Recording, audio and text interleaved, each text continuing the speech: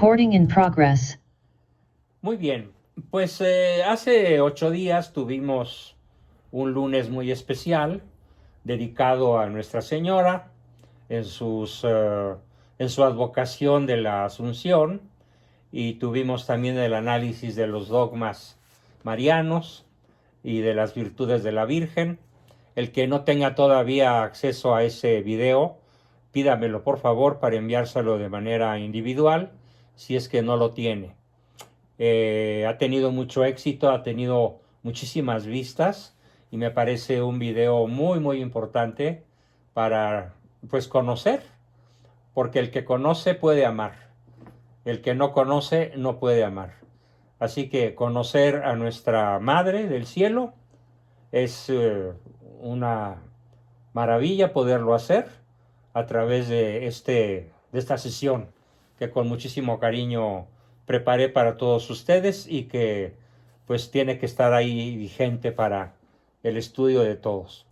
Bueno, y continuando entonces ya con nuestro tema de la estructuración del tiempo, dentro de lo que es el marco grande del concepto de y cómo vivir la caridad, quedamos que aparte de las caricias y aparte de el reconocimiento, la caridad se vive en el tiempo, para lo cual el análisis de cómo estructuramos nuestro tiempo resulta verdaderamente indispensable. Ya vimos en sesiones pasadas cómo se estructura banalmente el tiempo con rituales, con ceremoniales, vimos el lado positivo, el lado negativo, también analizamos otro tipo de tiempo que es el de las actividades que sirven para la preservación de la vida y la salud. Y ahora nos toca un tipo de estructura de tiempo que causa muchísimos problemas al individuo, a su pareja y a su familia. ¿Cuál es ese tiempo, ese tipo de tiempo que causa tantos problemas tan fácilmente a tantísimas personas? Pues es nada menos que el trabajo. El trabajo, por su propia naturaleza, es un tipo de tiempo muy difícil de mantener de manera equilibrada.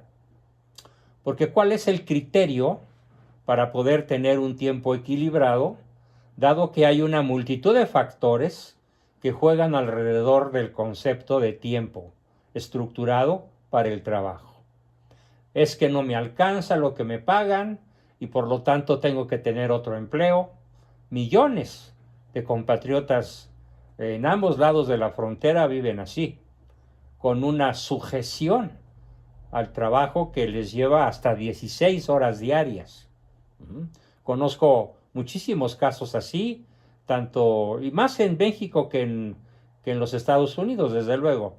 Pero ahí tenemos entonces un grave obstáculo, que es el nivel de productividad que cada uno tiene con relación a las necesidades reales de casa, vestido y sustento que nos da la vida.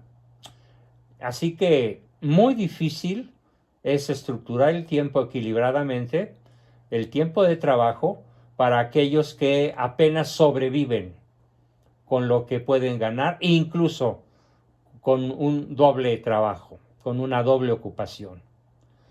Es una primera consideración en la cual yo espero que nadie en este grupo sea su caso. Y si lo es, pues no dude en decírmelo para poder en forma privada ver qué soluciones le puedo proponer o podríamos encontrar.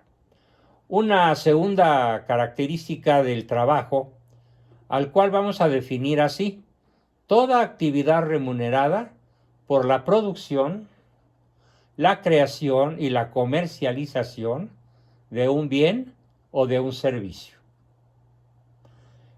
Y nos enfrentamos a una especie de mito que ha nacido de aquel concepto bíblico de ganarás el pan con el sudor de tu frente.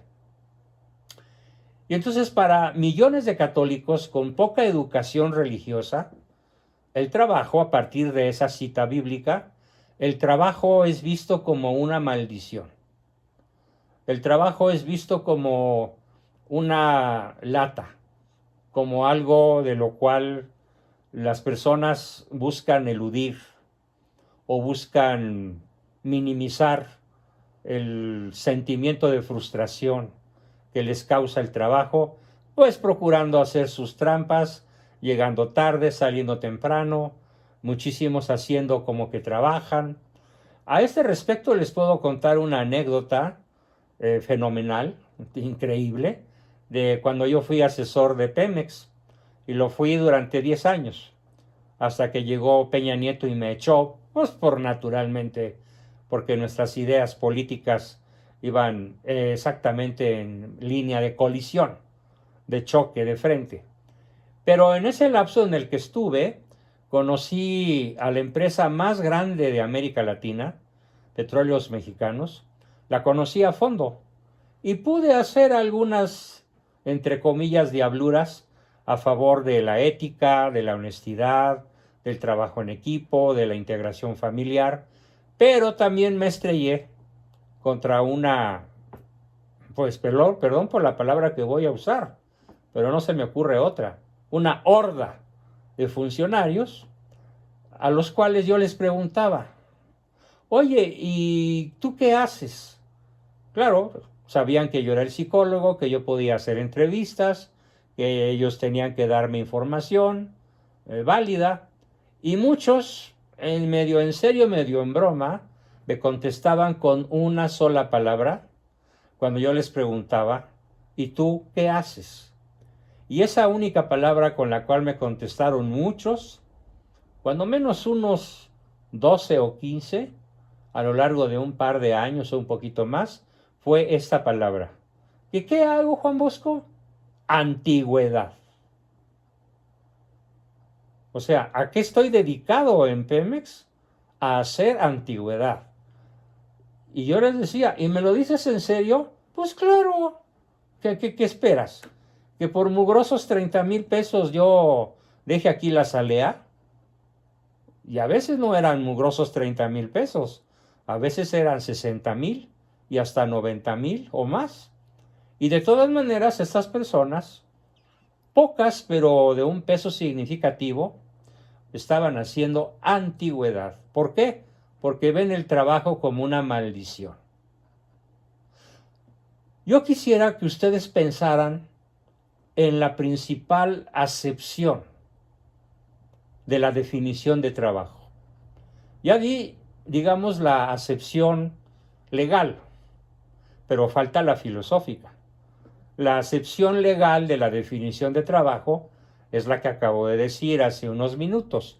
Toda actividad remunerada por la producción, creación y comercialización de un bien o servicio. Pero hay otra definición, y es la definición filosófica. ¿Cuál es la definición filosófica? El trabajo es la mejor manera de darle sentido y valor a la existencia. Y es la oportunidad fundamental para desarrollar nuestros talentos y adquirir virtudes.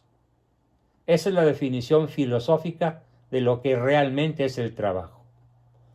Repito el concepto. Vale la pena. Para que lo empiecen a grabar en su mente, en su corazón y en sus decisiones cotidianas.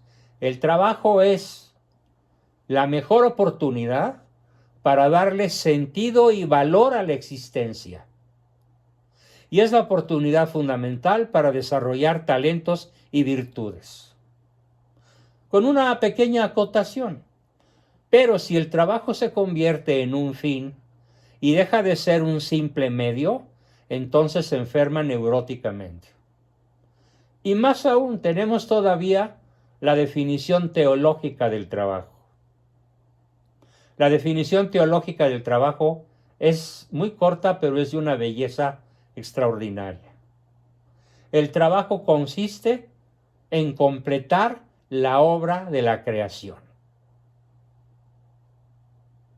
El trabajo consiste en completar la obra que Dios hizo al crear el universo. Nosotros los hombres, los seres humanos, completamos la obra de la creación con nuestro trabajo. En cualquiera de los campos, en cualquiera de los niveles, desde el simple barrendero hasta el premio Nobel,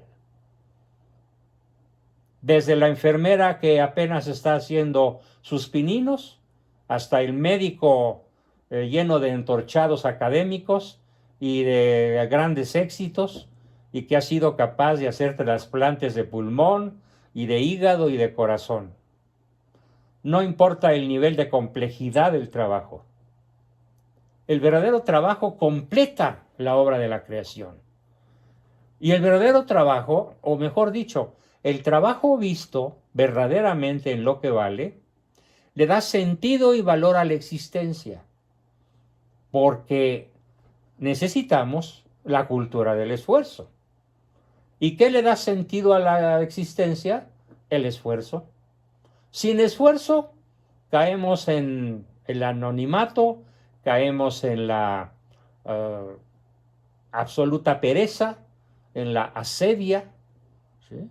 Caemos en el aburrimiento, en el spleen, en la fiaca, ¿no? O en el caviar, ¿no? Como lo decía yo burlonamente hace unos días. Entonces, no perdamos de vista esta maravilla de concepción de lo que es realmente el trabajo humano desde los puntos de vista filosófico y teológico. Sin embargo, aplican restricciones. Vamos a ver.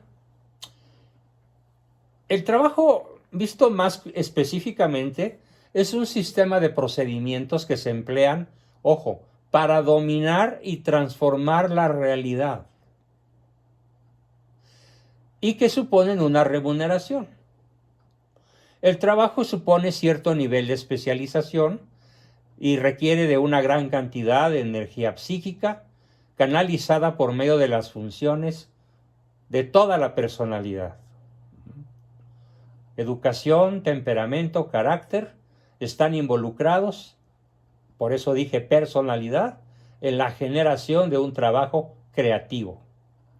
Los cálculos y estimaciones, por ejemplo, para construir un puente. Otro ejemplo, el método didáctico para desarrollar una clase, la forma más conveniente de plantar el trigo para obtener el máximo de cosechas, que por cierto en esto tienen el campeonato Rusia y Ucrania, y qué lástima que ahora están ambos en guerra. Sin embargo, una excelente noticia, esto lo digo como un pequeño entre paréntesis, es que la mediación de Turquía, del presidente turco, pues que no es católico, es musulmán, pero es un hombre bueno y de gran sentido común. Gracias a sus negociaciones ya han podido salir de los puertos bloqueados por la guerra 600,000 toneladas de trigo y otros granos para paliar el hambre, sobre todo en África. Bendito sea Dios que se dio eso, así dicho como, ya me imagino el trabajo que le costó al señor Erdoğan Tayyip, ¿sí?, el presidente turco, lograr semejante hazaña. Pero bueno, entonces volviendo al punto, lo que él hizo es trabajo. Nada más que es un trabajo que no le dio propiamente una remuneración, sino que le costó muchísimo trabajo porque fue más allá de lo que es la remuneración. Hizo algo que estaba a su alcance hacer, lo hizo bien y la verdad es que se cubrió de gloria. Los cálculos, bla, bla, bla, la realización de operaciones bancarias, el trabajo de psicoterapia, el trabajo de lo que gusten, todos estos son trabajos con remuneración, a menos que extraña e infrecuentemente alguien los ejecute por el mero placer de hacerlo, en cuyo caso, como ya lo expliqué en sesiones pasadas, no estaríamos hablando de trabajo, sino de pasatiempos.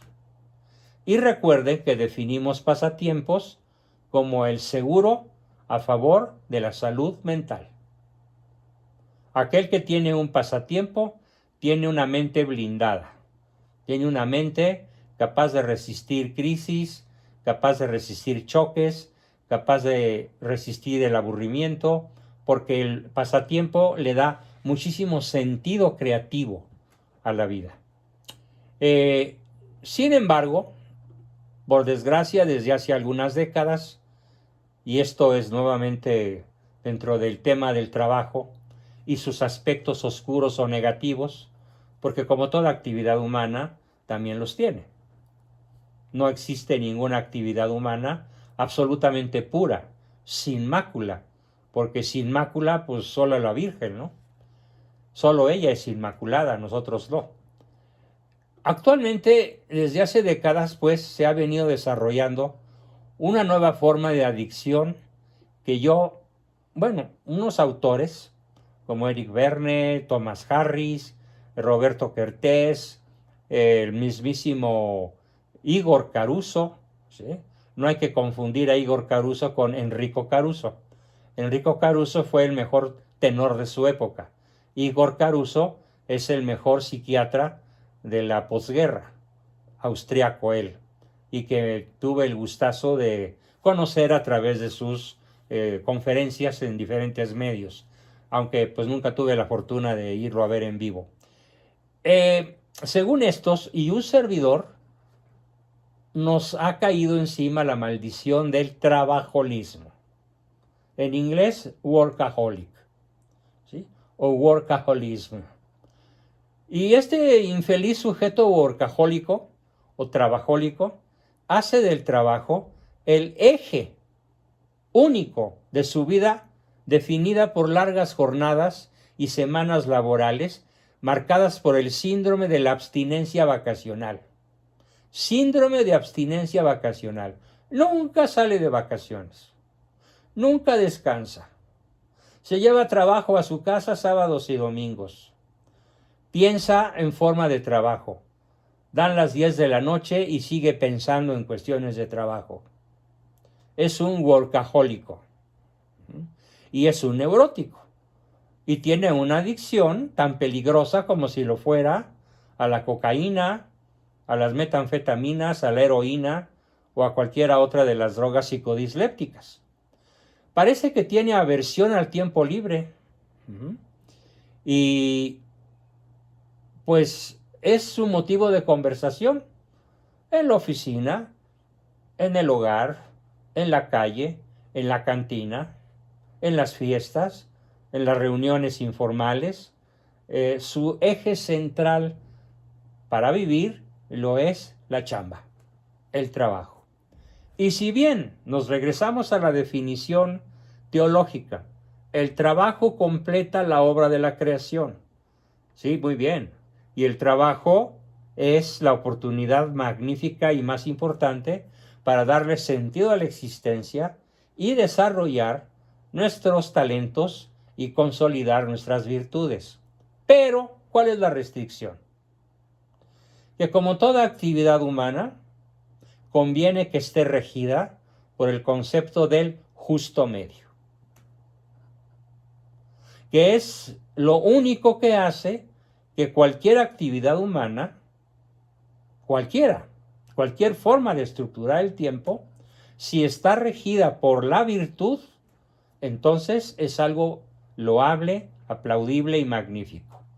Pero si el trabajo, a pesar de sus dos maravillosas definiciones, completar la obra de la creación y la principal oportunidad para desarrollar talentos y consolidar virtudes, a pesar de estos dos conceptos, el trabajo, si no está equilibrado en términos de tiempo para la esposa, tiempo para el marido, tiempo para los hijos, tiempo para la introspección, tiempo para la oración, tiempo para la diversión, para el pasatiempo, para el deporte, para el ejercicio físico, para infinidad de formas más de vivir, entonces el trabajo se vuelve una especie de maldición bíblica. Claro.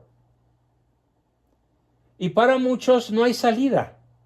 Y creen que vivir en ese brutal desgaste cotidiano que es el trabajo, que además es como un virus que propaga la adicción al trabajo y la dependencia de éste, y que ya está considerado en la actualidad por muchas legislaciones avanzadas como un grave factor de riesgo para la salud. El trabajolismo suele conllevar desgaste físico, psicológico, deterioro de las relaciones de pareja, deterioro de las relaciones familiares y sociales, malestar personal y además, fíjense, por si todo esto fuera poco, un rendimiento laboral deficitario. Es decir, a pesar del trabajolismo, no es un buen trabajador.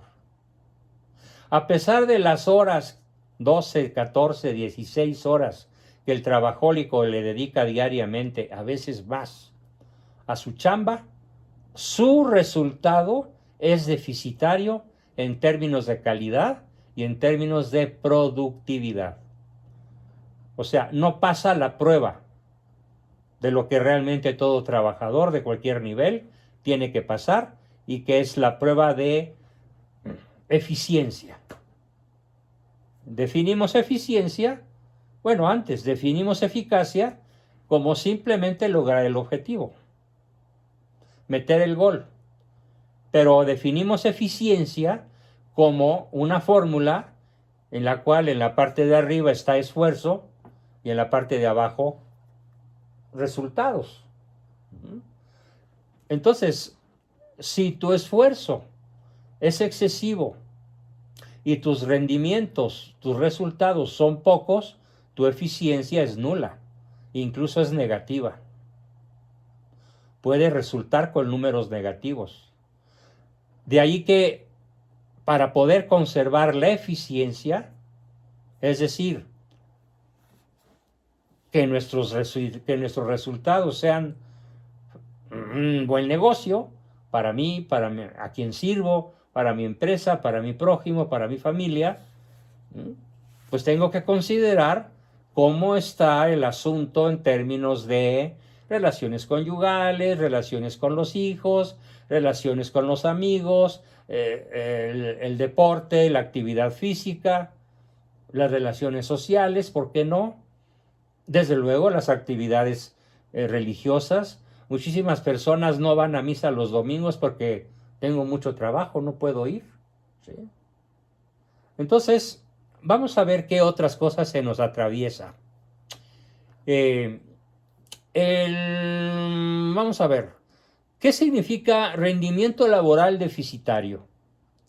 Pues aquí tengo una listota, una lista larga que hemos medido los psicólogos acerca de cómo el perfil de un workahólico se da lo siguiente: esfuerzo insuficiente, a pesar de las horas invertidas; constancia inconsistente; indisciplina; irresponsabilidad; falta de iniciativa; falta de compromiso con la verdadera excelencia; falta de involucración o implicación con los compañeros del equipo; incapacidad para delegar; incapacidad para estructurar tiempos de agenda; incompetencia; falta de una autoexigencia rentable. Muchísimas veces en el workahólico se da un rasgo perfeccionista o bien la obsesión por una excelencia mal vista. Todo esto equivale al perfil de un profesional que no necesita doparse para estar realmente dopado de trabajo. La moral workahólica, lo digo un poco en son de sorna, se ubica en los antípodas de la pereza, la holgazanería, la ociosidad y otros rasgos morales que la modernidad ha venido estigmatizando como conductas moralmente viciosas, espiritualmente pecaminosas, económicamente perversas, socialmente parasitarias y políticamente incorrectas. Sin embargo, a veces tenemos que holgazanear. A veces tenemos que disfrutar de lo que los griegos llamaban la ociosidad, el divino ocio. el que permitió el nacimiento de la ciencia, de la filosofía, de la cultura, de las bellas artes, de la literatura, de la escultura, de la pintura y de todo lo que produjo el ocio. Y que de alguna manera lo sigue produciendo cuando realmente ese ocio lo es y no cae en el vicio llamado ociosidad. No se puede tener al mismo tiempo un perfil trabajólico y al mismo tiempo tener una considerable cantidad de tiempo dedicada al ocio creativo. Es imposible. ¿Por qué? Porque el workaholismo te absorbe. El workahólico queda absorto en las actividades que le representan un emolumento, un ingreso económico, a pesar de su rendimiento deficitario. Entonces, hay que tener una buena actividad contraria o distinta o diversa a lo que es propiamente el trabajo, para que estemos en el rubro de las personas que estamos logrando un equilibrio en nuestra vida. Claro que la necesidad y la capacidad para trabajar están íntimamente ligadas entre sí desde que el ser humano perdió el estado de bienaventuranza, como lógica consecuencia de su ruptura con el orden creado. Infinidad de personas por eso sienten el trabajo como una maldición divina, pero a otros les parece, nos parece, y espero que la totalidad del grupo pueda ingresar a esta manera de ver el trabajo, el mejor medio para obtener una autorrealización integral. Condición, verlo como la principal manera de servir. ¿Para qué trabajamos? Para servir. La vida humana se justifica en la medida en la cual somos serviciales. Y la mejor forma de ser servicial es el trabajo. Visto así, ¿cuál maldición bíblica? Es una bienaventuranza. Yo añadiría como psicólogo bienaventurado los que saben trabajar con gusto, eficiencia, placer y buena voluntad. ¿Sí? Son estas tareas vistas así, como una autorrealización integral, son más importantes que la simple obtención de la capacidad económica. Muchos me han dicho, doctor, ¿cuánto me va usted a cobrar por inscribirme en su grupo? Y doy la cuota oficial, normal. Ay, doctor, cuánto quisiera tomar su curso, pero no puedo, no me alcanza. Y entonces pregunto, haciendo un esfuerzo factible, ¿cuánto crees que puedas pagar?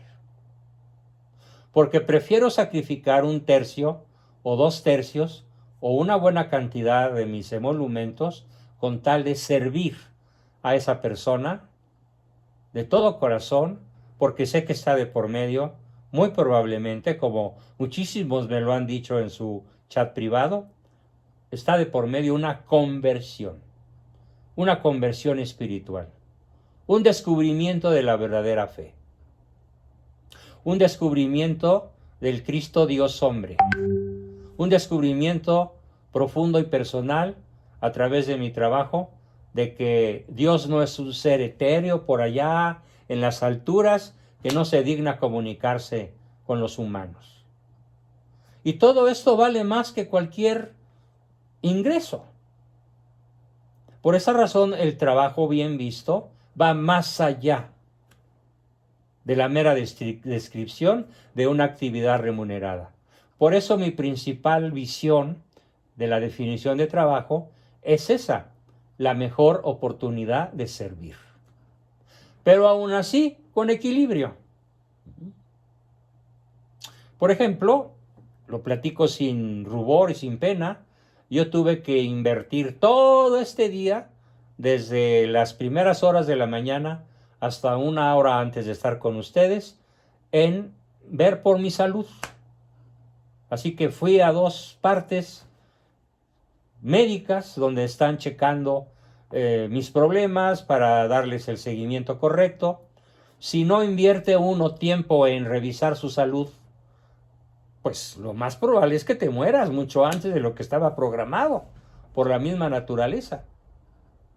Vale la pena entonces conservar ese amor al trabajo por el servicio, equilibrado con la necesidad de generar recursos, pero equilibrado con otras formas, como en este caso, la salud. ¿Cuántas personas realmente trabajan cuidando de su salud? Yo conozco pocas en realidad. La mayor parte descuidan mucho su salud por las razones que di muy al principio de la sesión, cuando hablaba de esa carga económica tan brutal que padecemos la gran mayoría de los habitantes, sobre todo de la parte latina de los Estados Unidos y de México y de todo el resto del continente sudamericano, que por más que trabajemos, difícilmente nos alcanza para solventar nuestras necesidades. Entonces, para conservar la salud y la armonía conyugal y con la familia, muchas veces lo que conviene es sacrificar bienes, sacrificar cierto tipo de cosas que se adquieren con dinero para poder conservar las cosas que no se compran con dinero. Vaya enigma, vaya dificultad para dilucidar esto. En muchos casos, el poder encontrar el equilibrio entre este triple drama que acabo de describir brevemente, conservar la salud, ganar lo suficiente, tener tiempo para otras formas de estructurar el tiempo, poder resolver ese triple enigma, muchas veces requiere de una profunda asesoría individual. Y no en una sesión o dos, sino requiere un proceso largo de revisión para ver en dónde hace agua la canoa y en dónde tenemos que tapar, pues no con un tapón provisional, sino con un recurso definitivo para equilibrar nuestra vida de trabajo, nuestra manera de servir, nuestra manera de completar la obra de la creación, nuestra manera de desarrollar nuestros talentos y de consolidar nuestras virtudes con muchas otras formas de vivir. Bien, pues esto fue justamente lo que es la reflexión de hoy sobre el trabajo.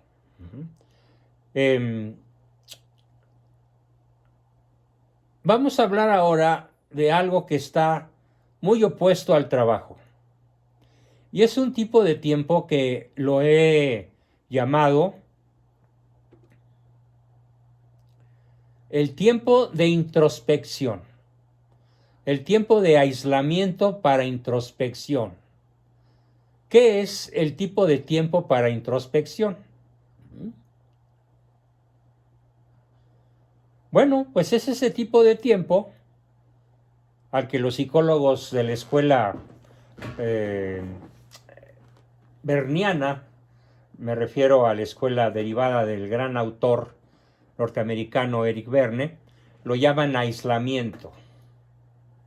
Sin embargo, este tipo de tiempo yo lo he profundizado, lo he ampliado y lo quiero poner sobre todo a la consideración de por ahí algunas personas. Déjenme ver si andan por aquí, porque me prometieron estar. Y si no, bueno, pues va para todos. Sí, ya lo vi. Ahí te va. No digo tu nombre, pero te va a llegar el tiro derechito. Y a otros probablemente. El problema me planteaba este amigo, cuyo nombre me reservo, pero él sabe que me refiero a él. Y también me refiero a otros, porque les cae como anillo al dedo. Me refiero a que me preguntan, ¿cómo es que me precipito y realizo acciones de las que después me arrepiento cuando ya es muy tarde porque me di cuenta que metí la pata? ¿Por qué hago cosas sin pensar? ¿Por qué no reflexiono o por qué no conecto el cerebro antes de abrir la boca o antes de subirme al automóvil o antes de tomar una decisión? ¿Por qué no conecto las neuronas, sobre todo las neuronas capaces de hacerme reflexionar? Y mi respuesta para este amigo y para todos los que estén en una situación similar, que consiste en decir y hacer cosas precipitadamente con poca reflexión. ¿Cuál es el remedio?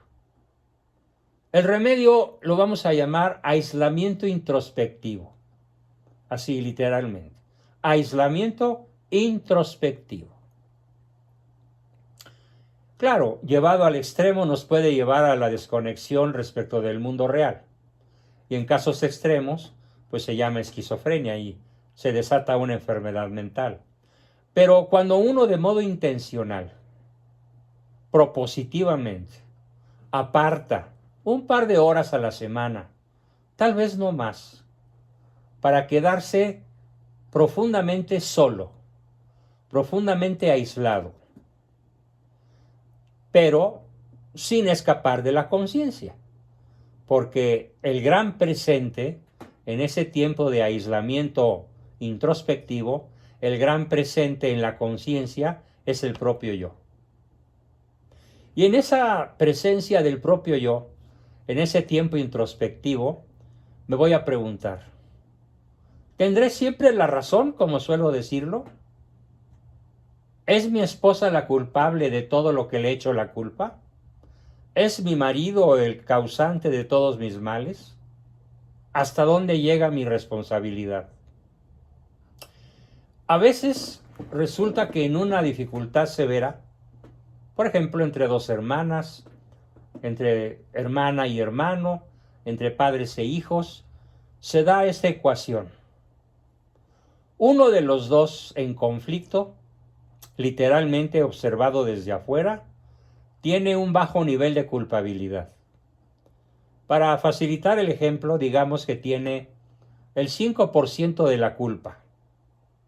Y objetivamente, visto por el observador externo, el otro tiene el 95% de la culpa del problema.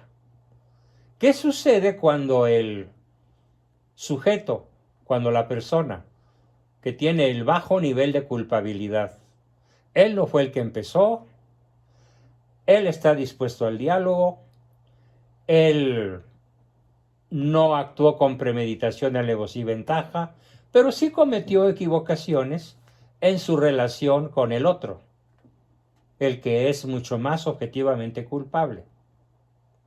¿A qué decisión lleva a la persona menos culpable? El aislamiento introspectivo. Lo lleva a considerar que si él, teniendo el 5% de culpa en el conflicto, no pide perdón, no busca al otro, no le ofrece disculpas, no restablece la comunicación o el diálogo, ojo con lo que voy a decir, para todo fin práctico, cuando menos tiene la mitad de la culpa. ¿A qué nos lleva la introspección? Nos lleva a escuchar una voz que, salvo que estés esquizofrénico o paranoico de atar y encerrar en un hospital psiquiátrico, el aislamiento introspectivo nos lleva a enfrentarnos con un personaje femenino, bueno, porque es un personaje femenino que sembró Dios en nosotros, pero al cual no podemos escuchar, porque no hay tiempo para escucharlo, si no practicamos el aislamiento introspectivo. Y este personaje, se llama la sindéresis. Ya la he mencionado por ahí. Ya di su definición. Es la virtud o capacidad humana intrínseca, quiere decir que es propia de nuestra naturaleza, no es algo que se adquiera. ¿Cómo se adquiere la prudencia, o se adquiere la paciencia, o se adquiere la fortaleza o la perseverancia? Esas son virtudes que se adquieren a lo largo de la vida, o se pierden o nunca se desarrollan. Pero la sindéresis tiene una virtud muy diferente. Somos creados con ella. está en nuestra esencia. La sindéresis, repito su definición para cualquiera que no la haya asimilado, es la imposibilidad de escapar del juicio de nuestra propia conciencia. Nadie se escapa. Repito, solo los que están verdaderamente locos, en términos populares, o que están verdaderamente esquizofrénicos, en términos médicos, son los que se escapan del juicio de su propia conciencia. ¿Qué hago yo con esos pacientes necios? Por cierto, mucho más hombres que mujeres, que me dicen, dirigiéndose a su esposa, usted es la culpable de toda mi amargura y todas mis tristezas, bla, bla, bla. Y no es cierto. No es verdad. ¿A qué personaje no han tenido acceso? Porque no han desarrollado en su agenda, no han puesto en su agenda tiempo para enfrentarme a mi propio yo, tiempo para enfrentarme a mi propia conciencia, tiempo para decirle a la sindéresis, bienvenida. ¿Qué me dices, amiga? Porque ella no se va a equivocar. Ella te va a decir, es pecado. Ella te va a decir, te equivocaste con tu esposa. Y claro, no lo reconoces como buen macho mexicano. Ella te va a decir, salte de tu universo paranoico en el cual crees que todos son culpables menos tú. No importa que te hayas equivocado el 5%. Con ese 5% basta, o 1%, o 0,1%, para que pidas perdón por lo que a ti toca. Eso te va a decir doña Sindéresis. Hagan la prueba para que vean que lo que estoy diciendo es absolutamente verídico. ¿Y qué se sigue de escuchar la voz de la sindéresis? Pues a emprender acción. Tal vez ofrecer una disculpa sincera. Oye, ya lo pensé bien. Y nada de quitarle culpabilidad o quitarle responsabilidad o ponerle patitas y manitas. ¿Cómo es esto de ponerle patitas y manitas? Ya lo pensé bien. Y sí es cierto que aunque tú eres la más culpable del asunto, pues yo tengo mi parte de culpa y por lo que a mí toca por mi parte de culpa te pido perdón. Pero ya está ahí el misil destructivo. Porque a pesar de que tú eres la principal culpable, ya valió gorro. Ya valió para una pura y dos con sal. Así no se presentan las disculpas. Así no se pide perdón. Se pide perdón en una fórmula muy sencilla. Yo me hago cargo de mi culpabilidad y te pido perdón.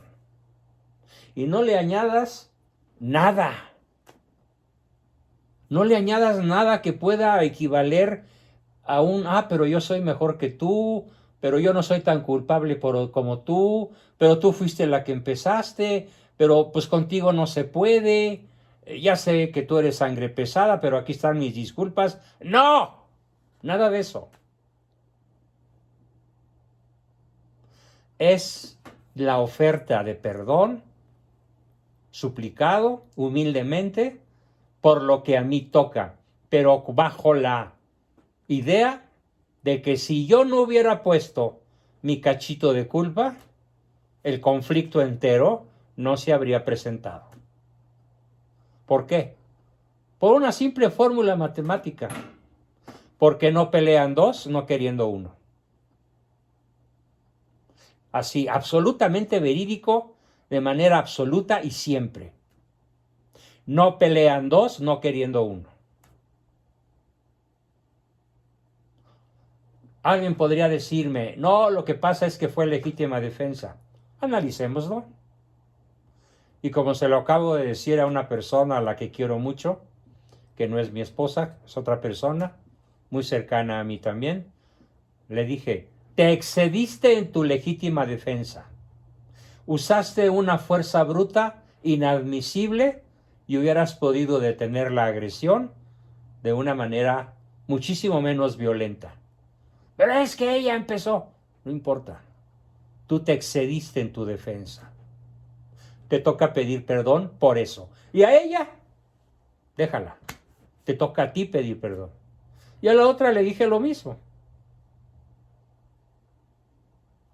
¿Por qué? Porque estamos en un planeta en donde nadie pide perdón. Nadie pide disculpas.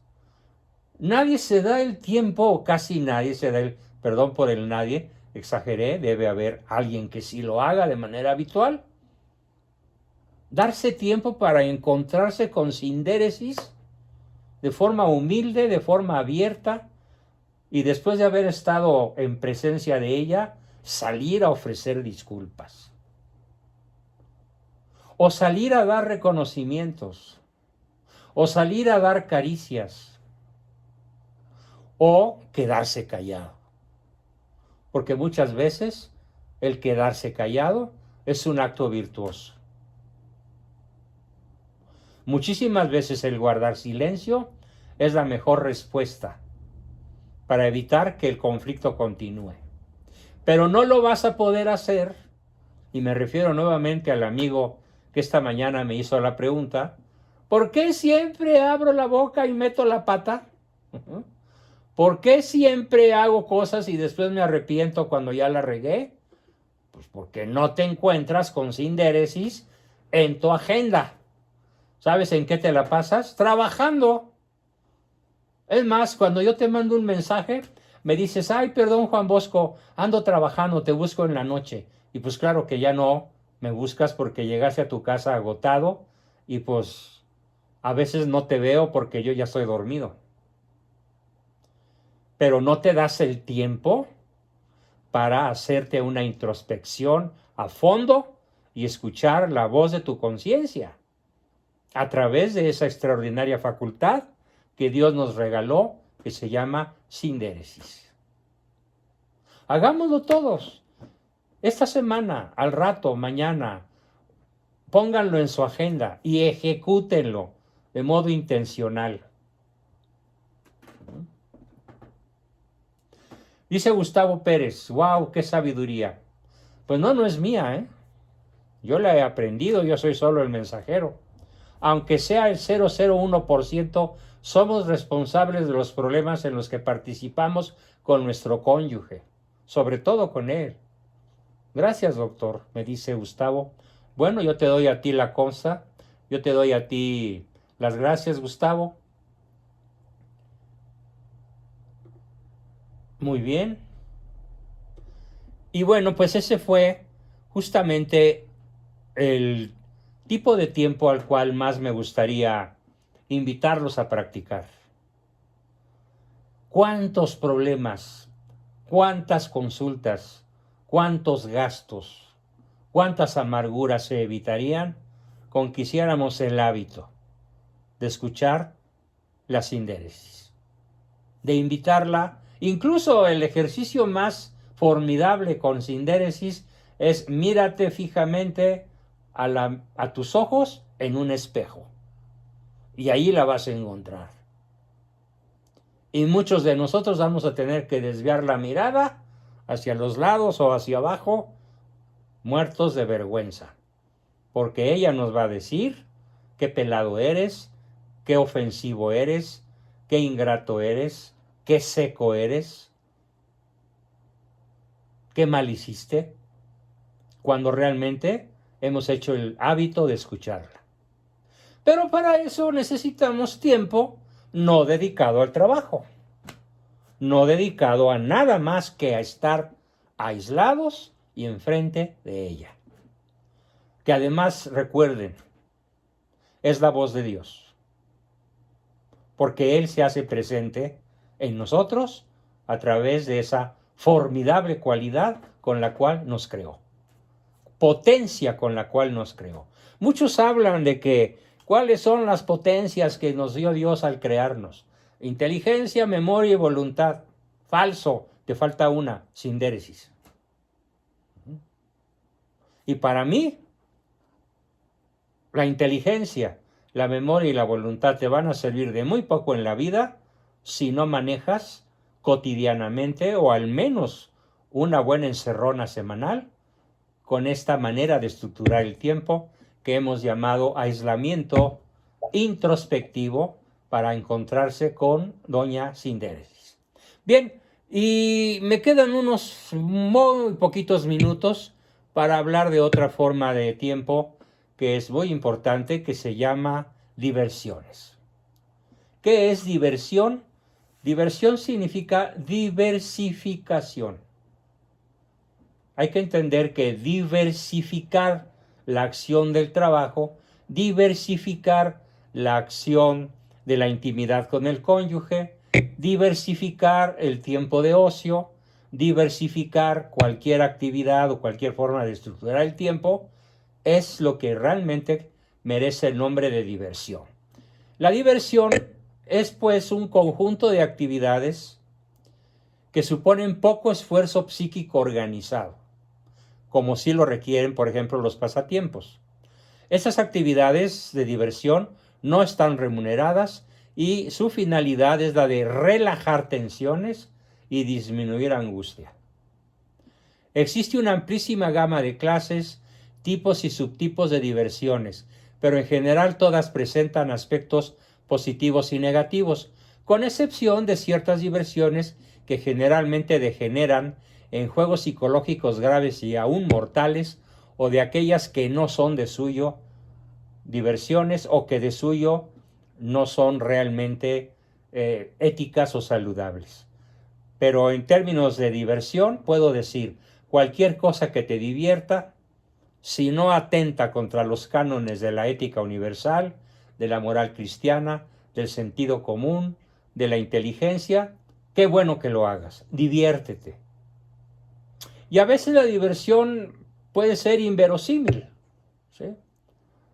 Por ejemplo, a mí me gusta muchísimo, para divertirme, no aprendo nada, no me queda ninguna lección de vida, no me queda nada que transmitirle hacia mis alumnos, cierto tipo de películas cuyo final es previsible. ¿Pero qué me divierte? Pues los efectos especiales, las actuaciones, los personajes, el argumento en sí. Ya sé que va a terminar en happy end, pero no deja de ser divertido. Fue algo un poco insulso, fue algo un poco superficial, pero al final, después de hora y media o 2 horas, un domingo, un sábado, pude decir, me divertí, ¿sí? Y es salud mental. No todo en la vida tiene que ser revestido de seriedad, de pompa y circunstancia. La salud mental requiere diversión para relajar tensiones y para recobrar fuerzas y regresar al trabajo, a la intimidad, al ocio creativo, a las relaciones interpersonales significativas, al amor y a tantas cosas, a la oración, a tantas cosas que tenemos que hacer, pero que haremos mejor si hemos sabido divertirnos. Con eso terminamos la exposición de hoy y damos cabida a sus preguntas, comentarios, aportaciones y demás cosas con las que quieran participar. ¿Quién comienza? Manitas levantadas.